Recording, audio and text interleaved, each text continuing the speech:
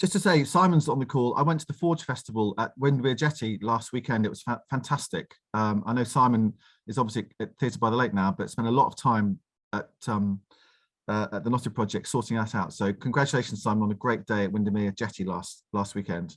Thanks, Tom, and thanks for the support. Yeah, it was a really good event. We thought we had a drier Saturday when we got all the young people in for a bit of a test run of everything and getting in the spaces, and then we woke up on the Sunday and it was looking a bit drizzly as per usual when you're doing an outdoor event in Cumbria.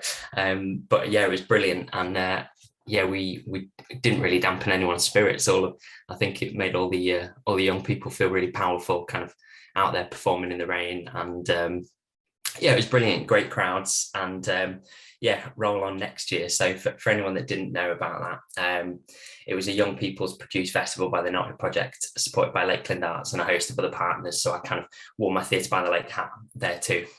But it was young people all over Cumbria, kind of co-creating theatre and dance with professional artists over a course of kind of 8 to 10 weeks, and then they produced a piece of theatre that expressed their kind of authentic views to the theme "The Future Fight." So it's a lot about young people looking forward through their lives, thinking changes that we all need to make and things that we all need to think about and address going forward.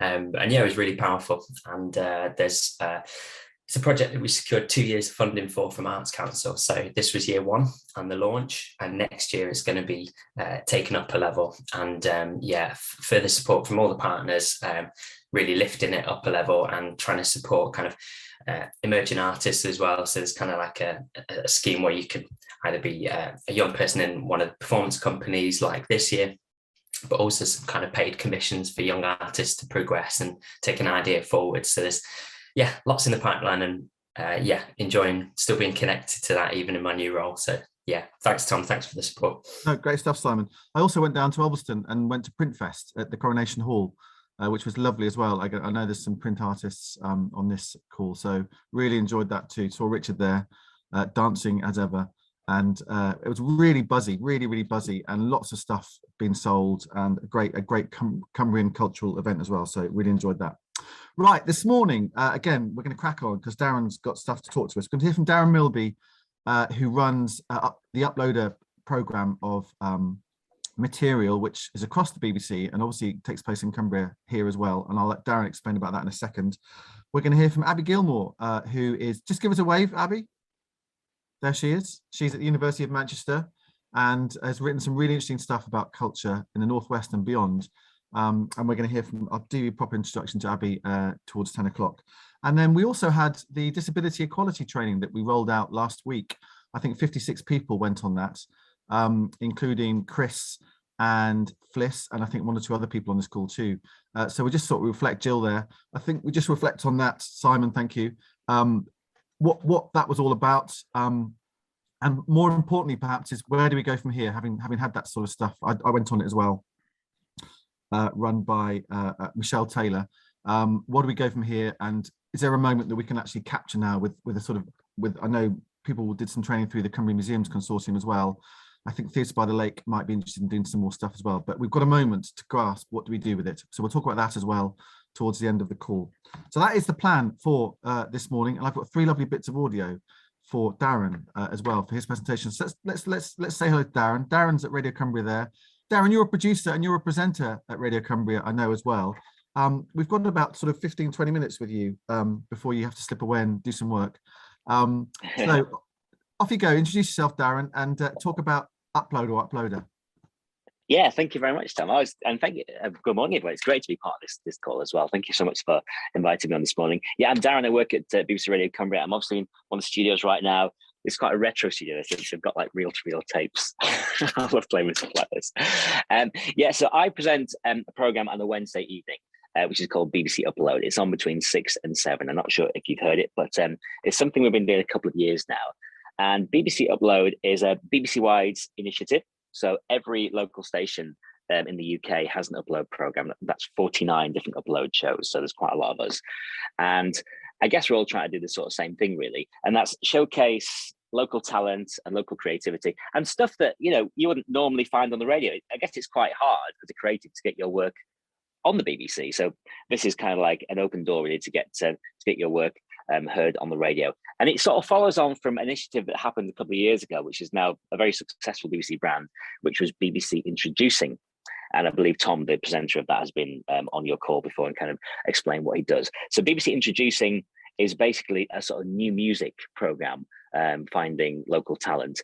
And Upload is sort of taking that one step further. So we're not looking for music per se, really, because Tom kind of has that bag covered. We're looking for, well, anything really, anything that will work on the radio. We would love to play it, and we have all sorts of stuff played on our show, and it's great to hear some Cumbrian voices doing all sorts of creative work, really. So I thought I'd give you some examples of the kind of stuff that we play, and that we'd love to hear. If you know of anyone, or if you create yourself and like to get on the program, then we'd absolutely love to hear it. So first up, we get a lot of poetry on the program, and some of you may know Northern Jim from Kendal. He actually, during lockdown, he recorded loads of stuff for us, and this is one of Jim's pieces. Here we go. Masterclass. The shed was an apex all-wood first home-built construction, erected that furnace of a summer when we burnt in the shade and our feet turned to leather, a backdrop of screaming swifts swooping like mad-dot banshees in the forget-me-not blue. We stood back and admired the woody quality of its sturdiness, overlooked the imperfections. Worth the blisters and swearing, we said. The seed drawers labelled, garden tools ordered, hanging neatly, as we toasted our cleverness and soaked in the homebrew. Beginnings then followed. Knew this, knew that, till the shed became part of the scenery, and the expert moved in. Ostensibly preoccupied en route, unnoticed, overwintering in a crack, while casing our joint for suitability and tasting the quality of the wood. Then as we prepared for the year, quietly, purposefully, she graced our space, moved in, gnawed, chewed and sculpted, moistly applying the axioms of Euclid, compound eye to mandible to shed, constructing a near spherical beauty while laying dynastic foundations we felt privileged to observe. Yeah, wonderful stuff. So Jim had a bee in his shed, and great subject for poetry. Absolutely love that. One of the questions people ask us most about BBC Upload, think, oh, well, that's great. You know, we'd love to get our stuff on the radio, but we don't have a recording studio. We don't have access to equipment. We don't have the music to mix it in with. So, I mean, that's just kind of out of our reach, really. And not at all, because smartphones these days have amazing microphones. So I would just say, record something on your phone, send it to us, and we will mix it this end, mix it with the music, make it sound all nice and glossy, and make it sort of suitable for the radio as well. So really that doesn't need to be any sort of barrier at all. We don't need some sort of fancy recording studio with engineers and 1,000 faders. None of that is necessary at all. I say keep it nice and simple. It's all about the creativity, and we will make it sound good on the radio. That's the plan. We like, and we get a lot of these actually, we like monologues on the radio because they work really, really well. We had quite a few funny ones over the years. And one of my favorites, this keeps getting requested loads and loads. It's written by a Cumbrian writer. And it's a little excerpt from a 10-minute piece called Our Gordon's Brother.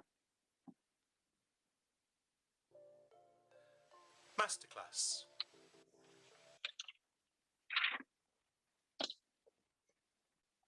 They're still out there, watching, waiting to see what I do. Oh, yeah. I ran into Mrs. Epplethwaite the other day. Her who used to keep the sweet shop down Armley way, retired to Greesborough. Made a whistling sound when she spoke, like she was sucking a barley sugar. I say I ran into her, but it was more a case of her running into me. I was in Tesco's pricing some pork medallions when she came rushing round the corner with her trolley. Saw me, took a void in action and knocked over a stand of dried herbs. I helped to pick the packets up, but an assistant soon came to the rescue and sorted the tarragon from the oregano. You carry on, she said. I've got plenty of time. That's actually a really hilarious piece as well. It goes on for 10 minutes. It's a really good one.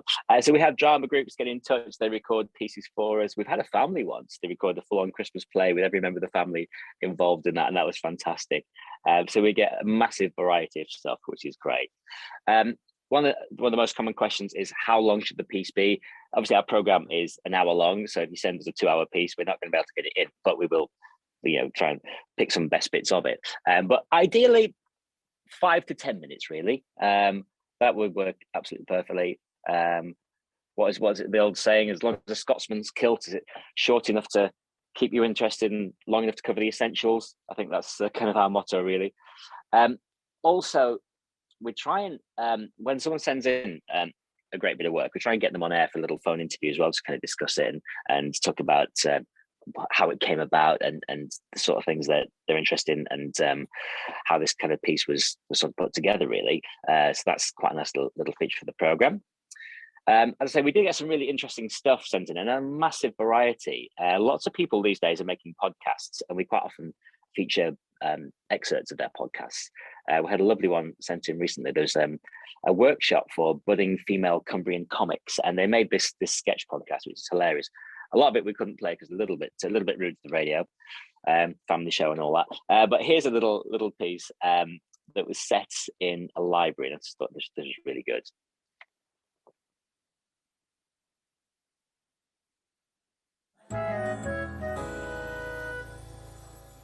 Have you seen the library Facebook page, Doreen? No, I try and stay away from that sort of thing. Esther keeps posting photos of sunsets over Morecambe Bay every day. She hasn't even got a dog. Well, they can be very pretty. I wouldn't call a dog pretty. Or maybe a Shih Tzu with a ribbon in its hair. No, the sunsets, Doris. Oh yeah, they are. But I don't need to see one every day. I mean, why is she walking on the prom at sunset all the time? Does she drink? She had a sherry at the Christmas party, but I don't think that makes her an alcoholic street crawler, Doris. Maybe it's something worse. I was reading a thing in the paper about the elderly being used as drug mules. I think you've had too much coffee, dear. No, it makes sense. People are always leaving comments on her sunset pictures like, what shutter speed did you use? And there was a blurry one where she said, oops, I made a hash of that. Then someone wrote, do you fancy a voddy coke, Esther? Drugstore-ine. That wasn't written by Mary Warner, was it? No, it was a man, I think.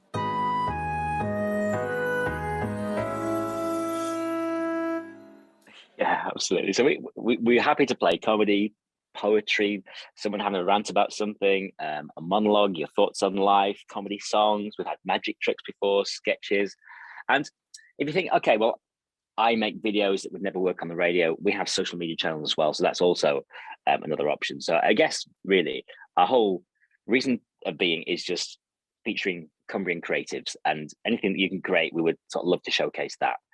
And the fact that we are part of a sort of national brand, BBC Upload, is quite helpful as well, because every year they do an Upload festival, which has sadly all been online the last couple of years for obvious reasons. But it does mean work that's sent in can be featured nationally on all 49 stations as well. So if you send something in to us, it could get some national recognition too and be part of the Upload Festival. So it really is a really nice thing to be a part of, really. And we just encourage anyone who wants to sort of be a part and get their work on the radio, please get in touch. There's a simple website. It's bbc.co.uk/upload, and it's dead easy. You just choose which area of the country you are, send us your stuff in a little form to fill in with some details about it, and then you'll get an email from us when we listen to it, say, we're going to play it on such and such a date, and also we'd like you to come on the radio and talk about it if you're up for it, and we sort of take it from there, really. And is it for glory that people do this? It's for glory, yeah. I don't know whether it's one of those things where people think, oh, you know, it looks great on a CV that we got played on the BBC, or it went national. I suppose that's quite a kudos thing to have, really. But yeah, it's for glory. And I suppose we're basing it on amateurs, really. We're not looking for professionals, which are people who want to get on the radio for the first time and sort of kind of showcase their work, really. Yeah. And I suppose also it's for confidence as well. You know, for often people who write, it's quite a personal experience, be that poetry or drama or whatever. And actually just to hear it go out and perhaps get some reaction is a very nice confidence boosting experience. Yeah, absolutely. And I tell you what, we have a really nice group of listeners as well who will comment on stuff and request sort of past pieces to be replayed, which is fantastic. So that is a massive compliment in itself. And it's interesting as well because during the lockdowns we had an absolute splurge of creativity, and so many people have tried or had time to do things they wouldn't normally do, and found, oh, I'm actually quite good at this. So again, send it to us, get yourself on the radio. It's quite a thing to say, my work was played on the BBC. Yeah.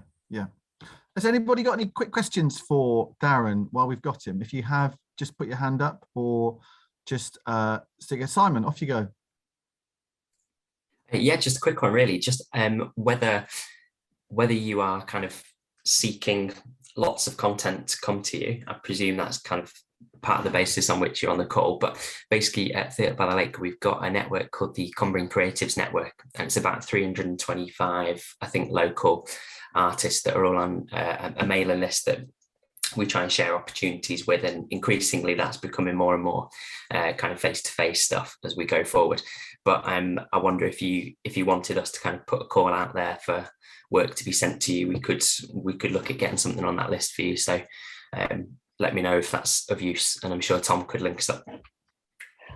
Hi Sam, I'm sure we've spoken on the show before, actually, haven't we? Yeah, absolutely. Yeah, that'd be fantastic. Yeah, absolutely, and it'd be great to sort of chat to all those creatives. That's quite a collection you've got there, and the more sort of Cumbrian talent we hear on the radio, I mean, the better it is all round, I think. So yeah, fantastic. Yeah, I was thinking of that very network actually, Simon, when you mentioned that, the Cumbrian Creative. It's because I know you've done some moments at Theatre by the Lake where you've got people together. Often it was in Zoom during the pandemic, but I think you just started to pull people together face to face, haven't you?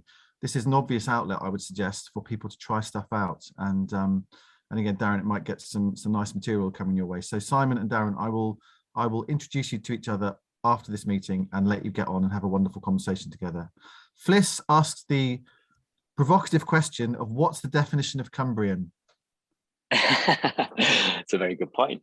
It's quite a loose definition for us.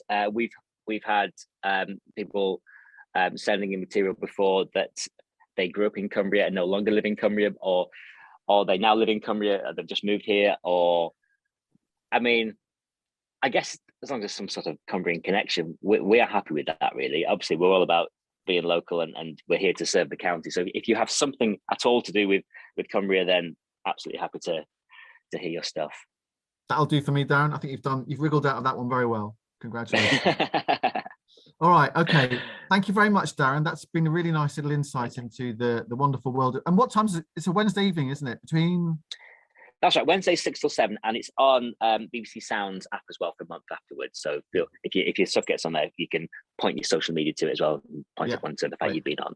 So if people want to have a listen, they can do that on BBC Sounds. That's when it goes out live. And Darren is your man to look after everything that you send in through to him. So Darren, thank you ever so much for coming on this morning. Good luck with your program this morning. And no doubt we'll stay in contact. And do let us know if stuff comes through this call as well, Darren. It'd be nice to know that stuff is happening. Yes, absolutely. Thank you all very much. Thank you. All right. Thank you very much. There goes Darren Milby.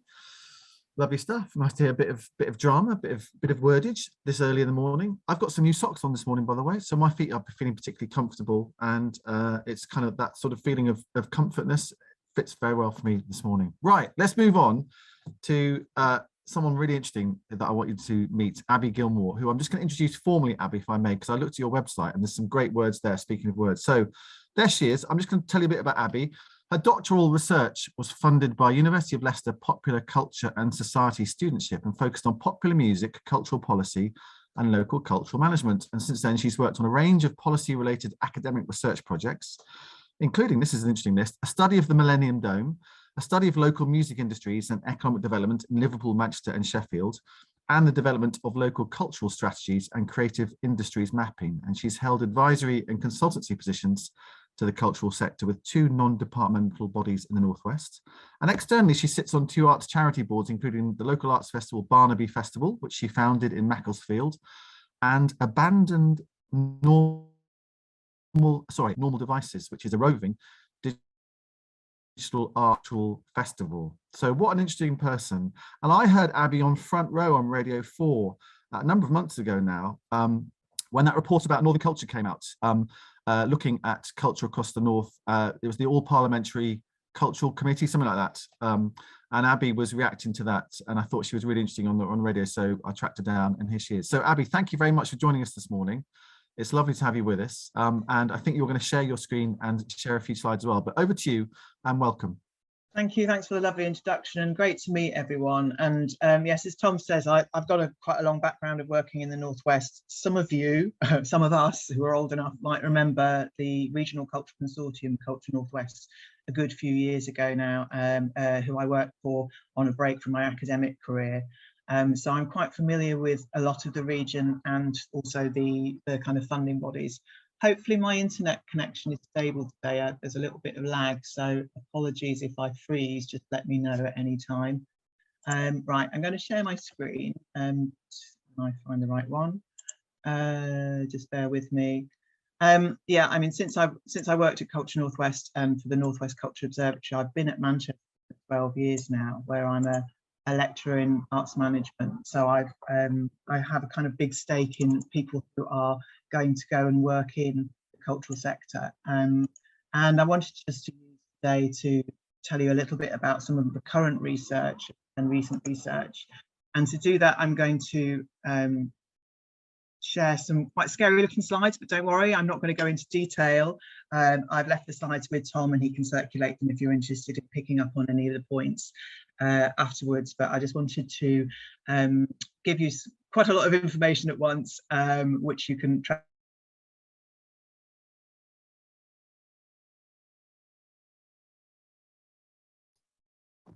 Has Abi frozen for people?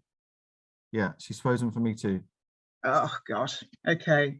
Carry on, Abi, you're back again with us now. Right, all right, I'll do what I can. Apologies for this. It's the Macclesfield internet. For some reason it's being affected today.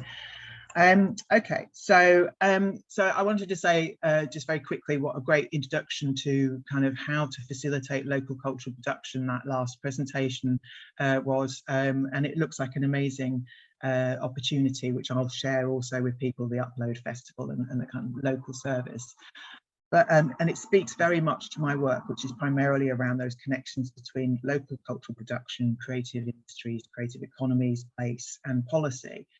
Now, this project that I'm kind of presenting in a rather scary like blast of information at you is a project that I was working on, a large partnership project that came out of funding for urgent call funding to look at the impacts of COVID-19 on the cultural industries and the kind of implications of cultural policy that have come out from what happened and how different cultural sector and creative organisations responded, but also how policy bodies responded. This is a very large project in terms of the number of researchers involved. The diagrams on the left of the slide you can see show that we had a number of different work streams that looked specifically at kind of workforce organisations and what were happening within sector organisations, focusing on theatre, performing arts, festivals, visual arts, museums and galleries, less so about music, and then more broadly around kind of connections to freelancers and all kind of the creative workforce through some quantitative analysis of national level data that comes from the Labour Force Survey. We also ran an ongoing tracking study of which was a statistically significant population survey, asking people how they felt about being audiences, what their propensity was to return to venues, and how they responded to the opportunities to access arts, culture and heritage through digital means. And then the work stream that I was leading and working on was looking at policy development and the kind of responses from different policymakers. As my focus is very much on place and the local, I also led a kind of eco case study of the ecosystem of Greater Manchester. Not including Cumbria, or however we define it, but something that we thought helped us to look at particular conurbation and the relationships between different local authorities, the combined authority in Greater Manchester, and the very kind of strong infrastructure of arts and cultural organisations that sit there. We've launched a number of outputs from the project already, and there will be a book coming next year, which will be open access, so everybody will be able to read it. We've had our final report launched, which you can see on the link at the bottom, which is called Culture in Crisis, and that has some of the main findings and recommendations.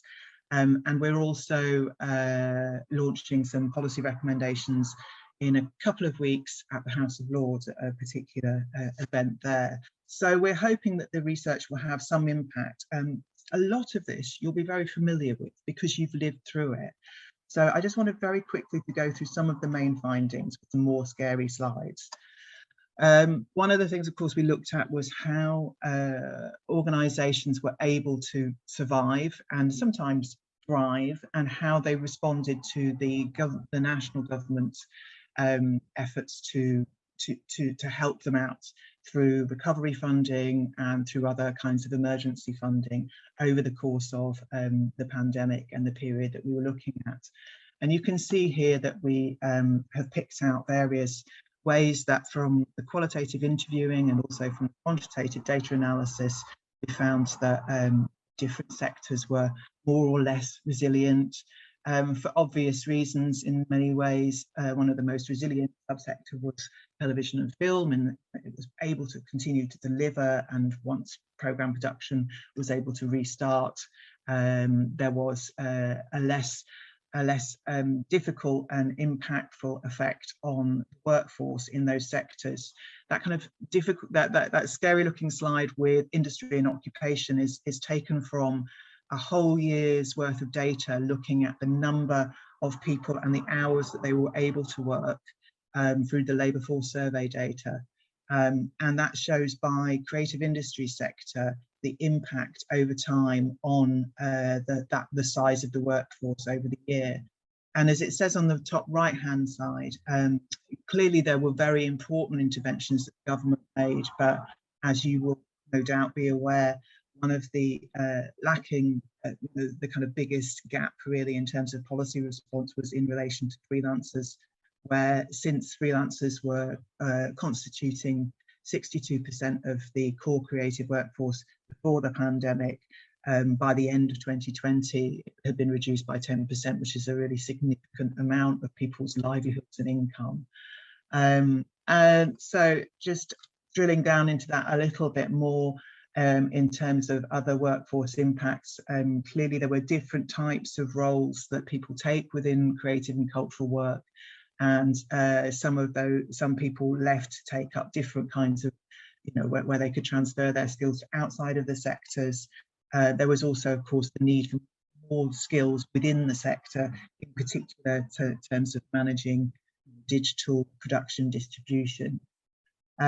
We found that some of the existing inequalities that sit within creative work, particularly in terms of excluding entry for BAME populations, precarities around gender and class, were exacerbated by the pandemic, and the kind of loss of work was not felt equally across all demographic groups.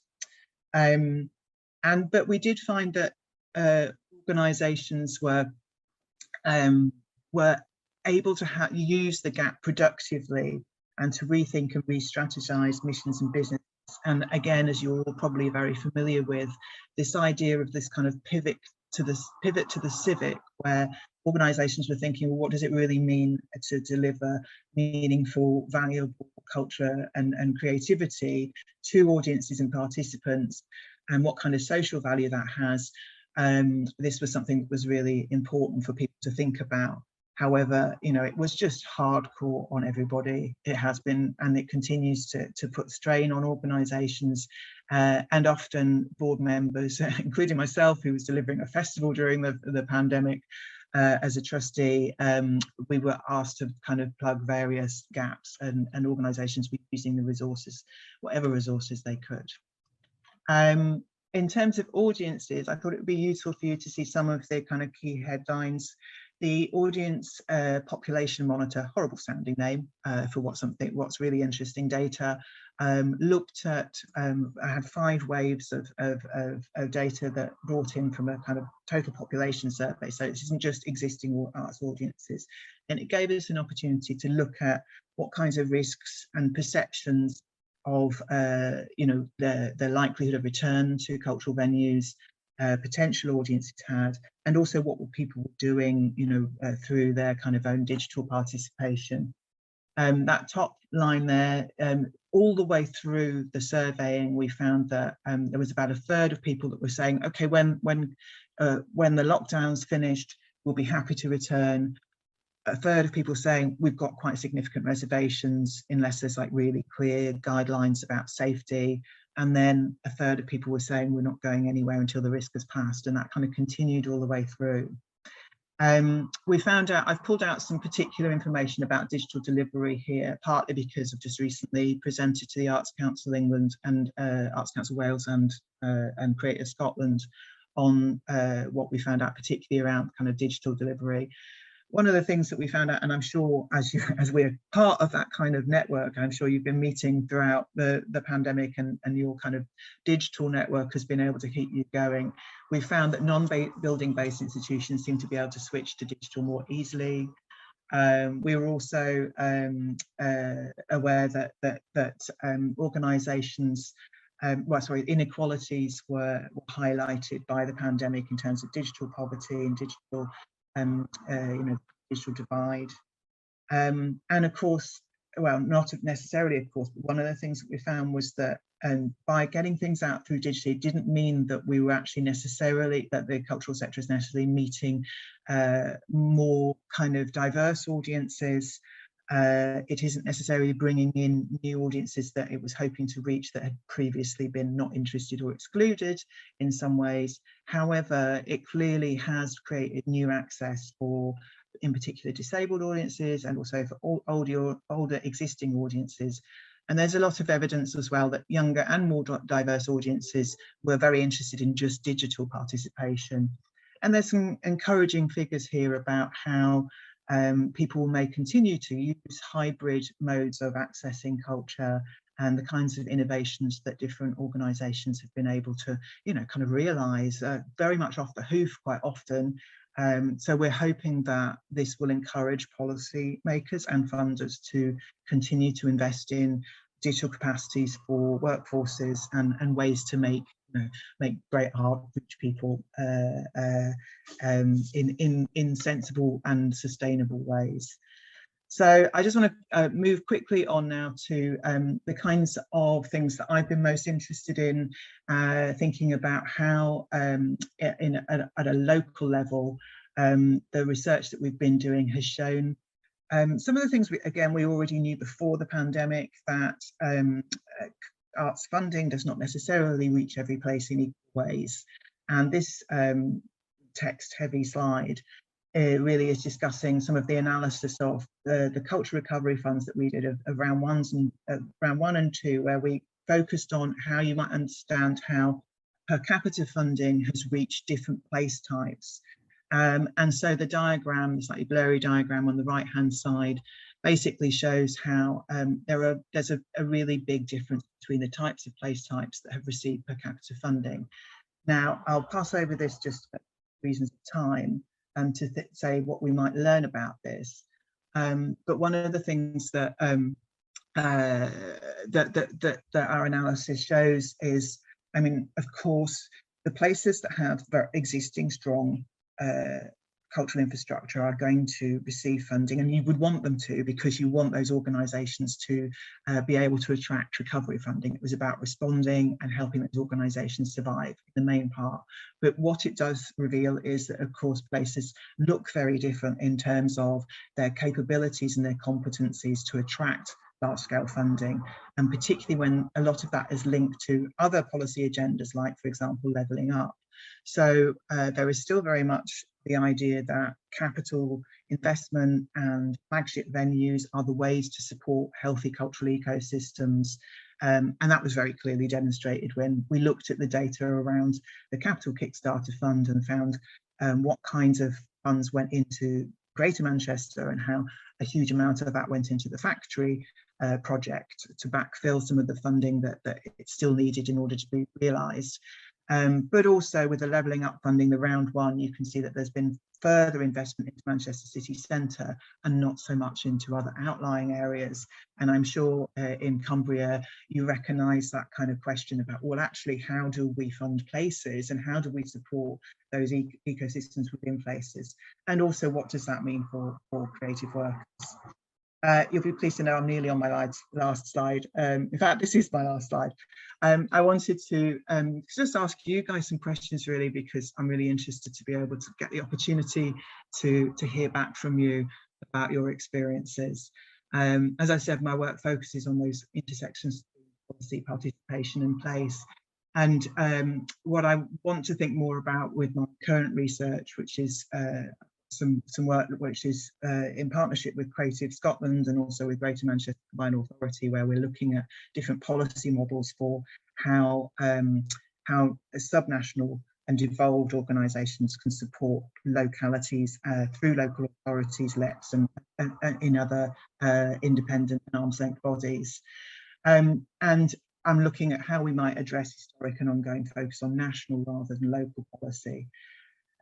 The pandemic and the responses from the sector showed that the connections between cultural networks are really important, and those organisations and individuals that were most networked were the ones that were most able to survive. And so looking at how places are made through their funding landscapes and their ecosystems connected by people and capitals, you know, it's the people that are really important, the creative freelancers that might connect up festivals with other pieces of work with their kind of everyday lives. They're the ones that are making a difference. So how do we support those networks of people within places? Thinking about cultural placemaking, which is obviously big on the agenda still, how can we encourage policymakers to think not about how creative and arts-led regeneration can help places, but rather how can we support creative and artistic activity? You know, it seems to be that there's this very much instrumental idea that, you know, we should get the creatives to do something for us all the time. And that seems to be a roundabout way of thinking about how can we support healthy cultural scenes in ecosystems, what kinds of capabilities and resources do places need, and how can we really support those freelancer ecologies that must be particularly important outside of urban and core city contexts, which are often hidden by you know, the kind of lack of large data, but also because those places outside of those kind of core cities and city centres are very much neglected in terms of research. So that's my quick run through some of my questions, and I wondered if you had any answers for me today. Thank you. Thank you, Abi. There's some really interesting, obviously, analysis and data-driven thinking that's going on here. So I'm just going to shut up and see who's got a question or observation for you. I can see Danielle's got a hand up. So Danielle, come off mute and off you go. Yeah, I was just wondering, you know, all the borderlands, when they've got the money for the civic, sorry, my husband's got some noise in the background, hang on. Yeah, decisions from local authorities with voluntary sort of organisations in the community. Are you going to be following the borderlands outcome of where the money's going and how it helps the community within the arts? You're going to have to tell me what that is, Danielle. Apologies. Borderlands. Mm-hmm. Oh no, you're asking me. Right, basically, it was like a pot of money where parts of the country could apply for to try and get chunks of money to spend on capital for buildings to help within the community. Is that kind of right, Tom? Or someone help me? Because I'm not very good with these. Abby, it's specifically for the kind of England-Scotland border area. So Carlisle was part of that, as well as this hasn't. Yeah, thank you, Danielle, and thanks, Tom. I think this is something that hasn't actually come up in our conversations with Creative Scotland yet. We're just beginning that project, so it's clearly something that we should be looking at. And also, I should say that Where I work at Manchester, we have this initiative called Creative Manchester, which isn't just focused on Manchester, luckily. And there's some early scoping work to look at Cumbria and Northumberland and other kinds of those borderlands, exactly, to look at social and cultural inequalities and look at the kinds of questions that I'm interested in too. And that's led by Professor Andrew Miles, who's a resident in Cumbria, and also by John McAuliffe, my colleague. So yeah, thank you for that heads up. Yeah. Sue. Yeah, it's the question I put in chat actually. Has any of your research looked at actual poverty as well as digital poverty? I would class myself as financially challenged, and in a big rural county like Cumbria, costs to drive anywhere, to go anywhere, and actually digital tickets being much cheaper, I want to keep that. And with the cost of living rises that are in prospect, has that been a factor you've considered? I think it's one that actually the policymakers need to consider. As I said, we were presenting to Arts Council England and other funding bodies just this week, and I think that's absolutely key, isn't it? And what they hopefully will be investing in is some better understanding of what the kind of cost and pricing models are and how business models for arts organisations can be supported to provide better access through subsidised digital delivery. But yeah, I mean, the period of time that I was looking at with COVID obviously was prior to the current cost of living crisis, some of which has come out of that. But I think that's an excellent point. But it's also an appeal really to keep hybrid events. The digital model needs to be there as well. Yeah, and I think that's also something that we were in discussion at that meeting, and also with Creative Scotland. They were talking about how, you know, that they very much wanted to invest to make sure that their rural communities and other people who were unable to access arts and culture could do so. Thank you. Thank you, Sue. Derek. Yes, I was very interested in what you said about the likely impact of digital, and clearly the spread of digital availability of arts presentations or events has been of great value during the pandemic, and I see that as likely to continue. But, and there's a very big but here, it is vital that local becomes of greater importance for all of us in terms of community and encouragement of our local creatives to grow their careers. There has to be a balance. And I think what tends to happen too often is that we end up getting crumbs from the rich South's tables rather than any real backing for the wealth of community activity that exists in this area. Yeah. Well, you catch that, Abi? I did. Thank you. Thanks, Derek. And you know, I think that was more of a comment than a question. In that, you know, this is something that I would say, I would argue our research absolutely, you know, kind of backs up, and is something that we want to encourage policymakers to continue to do, is to look at different ways that places can support their creatives, and to invest in the right way. And actually, I think there's also some comments in the chat around the idea that, you know, it's not simple. It can be extremely costly to put on digital distribution. If you're a theatre company and you want to do it well and you want to do it in a high quality way, then you need both people that have got the skills and the confidence to use those kinds of activities. In the same way that I think the Upload Festival and the what we've just heard from the first presenter shows that kind of just bringing people's confidence on in small but very equal access, low barrier access ways is really important. But the other point in Simon's comment in the chat about actually knowing how to reach audiences is something that it's not a marketing question per se, but it's also about, you know, kind of really understanding the experience of people through when they access the arts digitally. And people do it every day, don't they? We don't just go to theatres to access the arts. We watch TV, we watch Netflix. So thinking about what that kind of space looks like and who can access those things and who benefits from it, and audience in a different way, I think is a really important point. Abi, thank you so much for that. The one there's still a couple of comments coming into chat, which you're more than welcome to look at. Obviously, the one observation I would make as someone who's tried to get this network into a good place over the last couple of years is, we're basically about building an infrastructure in Cumbria for people in the arts and culture sector. So we're not about buildings. We're not about necessarily commissioning art. We're about trying to build an infrastructure to enable and to empower others to do that. And that's actually quite an unsexy thing still to get funding. So we managed eventually to get £75,000 from the Social Impact Fund at Sellafield, which will basically keep us going for 3 years, because it doesn't cost that much to do this stuff, and people aren't demanding much money to do it all. But I think what we've built is this infrastructure, be it through social media channels, a website, these calls, the training that's just taken place, which we'll talk about in a second, which again was provided free because the network paid for it. And I think it's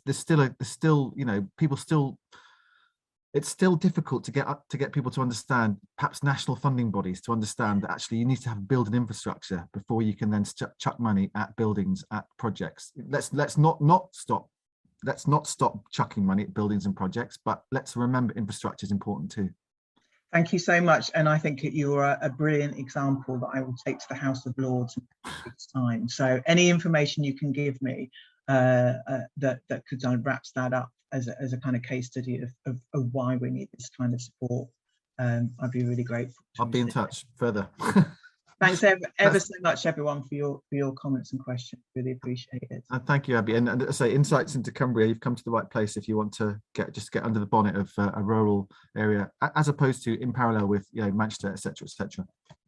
Thank you very much for your time, Abi, and it's really nice to hear from you, and great to have you with us this morning.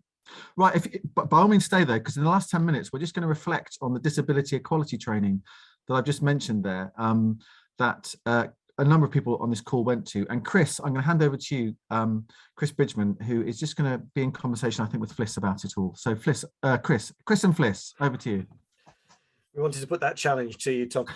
Yeah, I think quite a lot of people on this call did benefit from that training from Michelle Taylor last week. And I think we just wanted to kind of capture the moment, reflect on it a little bit, and start to identify things that we can do to build on that. I'd just like to say, sort of before we get into the extremely valuable content, just to comment on the form and the presentation. I thought it was a brilliantly executed piece of online training. She really kept control while also allowing lots of input. And for me, the 2.5 hours absolutely flew by. I thought it was a terrific experience. Yes. So I just wanted to, Fliss and Danielle, who was also on one of the other ones. I just wanted, as a starter, kind of what was your one point that you really stuck in your mind that you took away from that? Fliss? I think the most important thing was it's about having conversations with the experts, which is the people who find themselves disabled by the world we live in. And so instead of going, oh, this is an issue that we've got to deal with, and then sort of sitting in a little room going, how do we make our venue accessible? You just say, tell us how to make the venue accessible to you.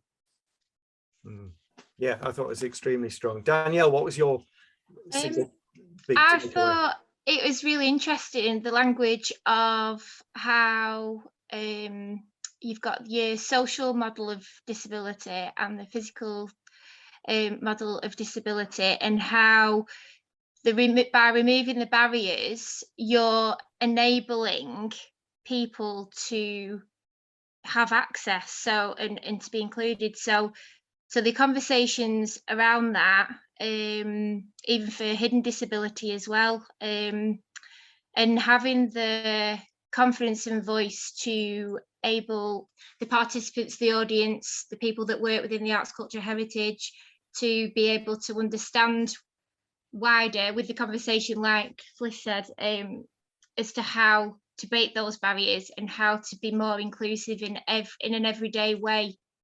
I thought it was really interesting, and it was quite empowering actually to listen to other people about their barriers and positive changes that have occurred and are occurring, and how people have started changing the way that they're working. Like Stefan was trying to work more inclusive in a way to do more audio, but then now he's wanting to think about how we can work more within the deaf and hard of hearing audiences. So there's a long way to go, but it was good. It's definitely the start of a journey, isn't it? Yeah. And I mean, for those who weren't on the call, there was one of the statistics that Michelle gave us, that 18% of the working age population of the UK are disabled. But what was particularly striking was that within the arts and cultural industries, and we tend to, I think, like to think of ourselves as inclusive and encouraging, only 4% of the workforce in the arts and cultural industries are disabled. So there's a massive underrepresentation within the industry. So that really gave me pause for thought.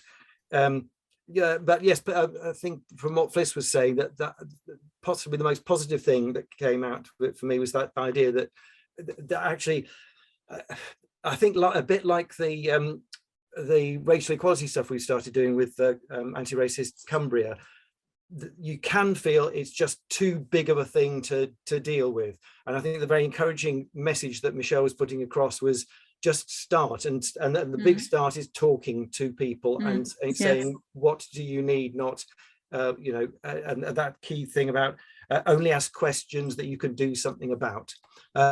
Jill's got her hand up, and I know there are other people that were on the call, so I think we should bring those other voices in. Jill. Yeah, I also thought it was a really brilliant course. I've put something into the chat about it because I'm a governor at Sandgate. I'm a recent governor, actually with Andy Miles as well. And that's a special school for those who don't know. And what I said to them was that it's the social model, it's the thinking that's the big difference. It turns you from thinking about disabled to enabling. And it gives you a completely different sense of what ability actually is. And I loved the quotation about, who was it, MI5? If we recruit only the people that we think come within our ability range, think of all the skills we're losing.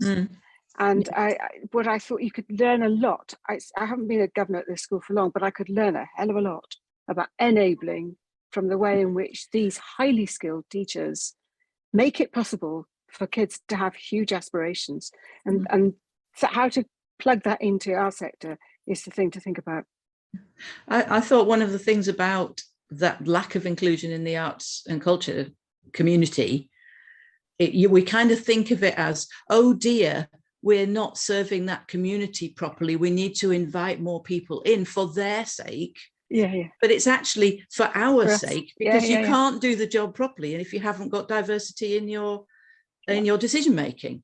And so it's nobody's doing a favor to the disabled by bringing them in.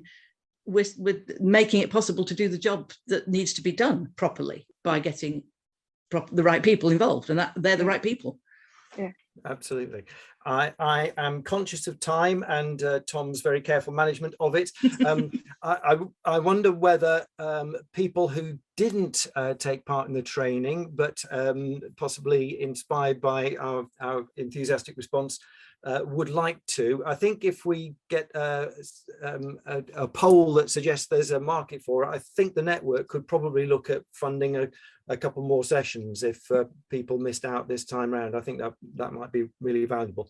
But that's for the committee to decide. Tom. Thank you, Chris. Yeah, just one brief thought from me. I attended the training as well.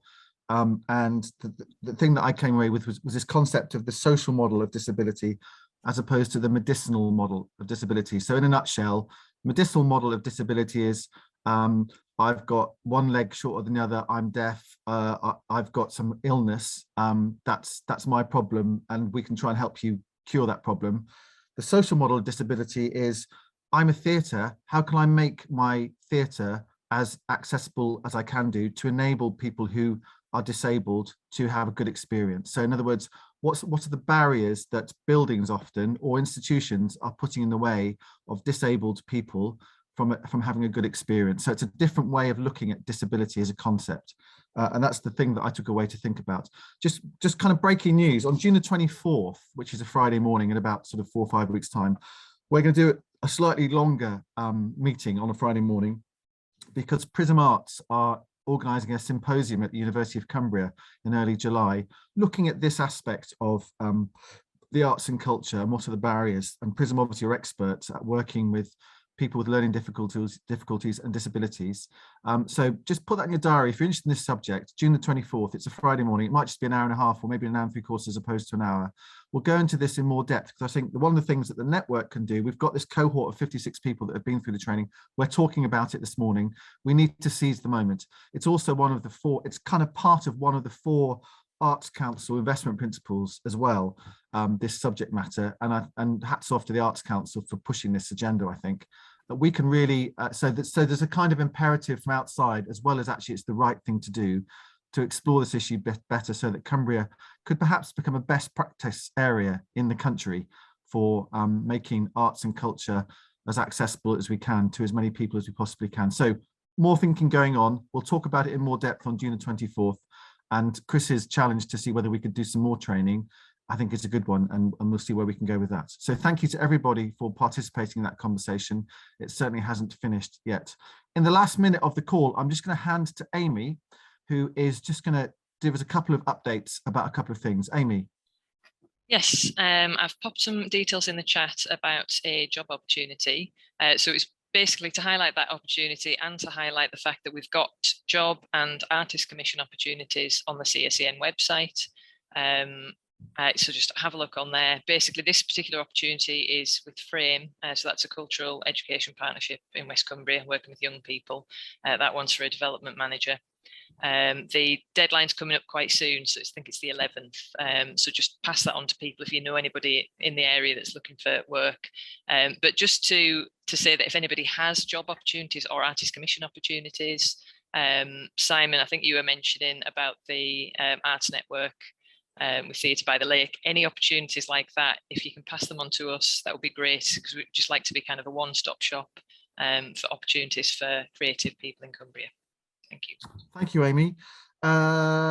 Next week, I'd really encourage you to come listen to Alison Critchlow. She's an artist based in Burness and Solway. You'll be familiar with her work. I'm familiar with her face on these calls over the past months. She's been to New York for the last two weeks. She came back about a month ago, studying the artist called Hedda Stern, a New York-based artist. She got an Arts Council grant to develop that part of her career. She's had a fascinating time. If you read her blogs, she's had a fantastic time. It's a really inspirational story, and she's going to come and talk to us all about that next week. I'm also going to hear from the Penrith Players, who are a great amateur dramatic group based in Penrith, so we're going to hear from them too. I'm off to see Shakespeare's Fool at Ireby as part of Arts Out West tomorrow evening, so I'm looking forward to that. I hope your cultural and artistic experiences over the next week are going to be great as well. It's really nice to see everybody. Thank you to Darren, to Abi, to Chris, and to Fliss, and to others for your contributions this morning. Lovely to see you all. And let's talk some more next week, if not before. Thank you very much, everybody. Goodbye.